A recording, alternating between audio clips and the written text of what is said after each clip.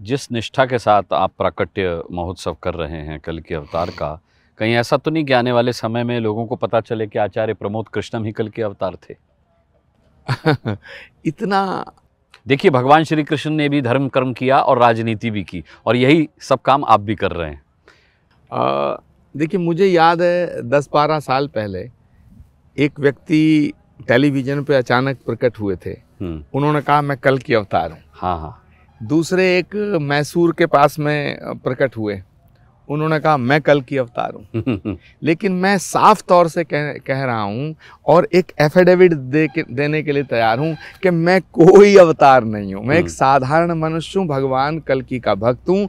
और जिस तरह जब कोई बड़ा आदमी आता है तो छोटे मोटे सेवकों को रास्ता साफ करने के लिए भेज दिया जाता है। जैसे कोई सक्का आता, छिड़काव करता है, कोई झाड़ू लगाता है, कोई कंकड़ पत्थर बीनता। तो भगवान, मैं तो परमात्मा आ रहा है, उसके रास्ते के कुछ कंकड़ पत्थर बीनने पहले आ गया हूँ। भगवान जब आएगा, हम पुकार रहे हैं, वो कब आएगा उसकी इच्छा। अच्छा, लेकिन आपको ये बड़ा विलक्षण नहीं लगता कि आप कार्य इतना बड़ा कर रहे हैं, कंकड़ पत्थर बीनने के लिए आप कह रहे हैं भगवान ने आपको भेजा, लेकिन आप जिस पार्टी से संबंधित हैं आप उसके कंकड़ पत्थर भी बड़ी मुश्किल से बीन पा रहे हैं।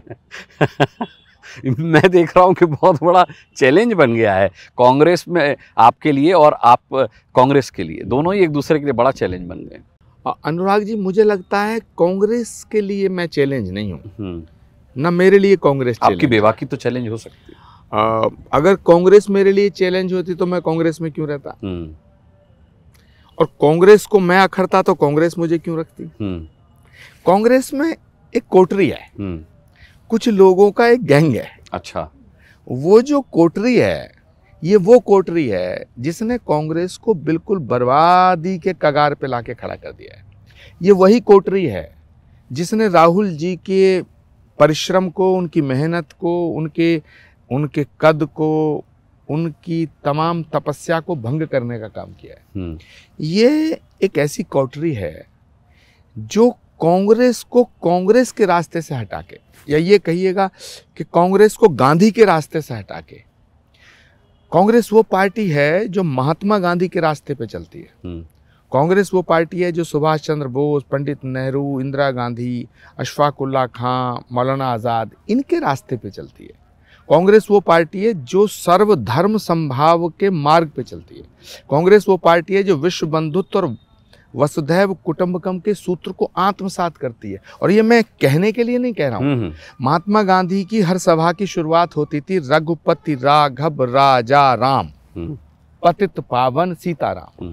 तो जो कांग्रेस रघुपति राघव राजा राम, पतित पावन सीताराम से शुरू होती थी, वंदे मातरम का नारा लगाती थी, भारत माता की जय का उद्घोष करती थी, वो कांग्रेस भारत माता की जैसे बचती है। वो उस कांग्रेस के नेता वंदे मातरम से परहेज करते हैं, और राम के अस्तित्व पर सवाल कांग्रेस उठाते के नेता राम से विमुख हो गए हैं। उस कांग्रेस के नेता हिंदू धर्म गुरुओं को अपमानित करना चाहते हैं।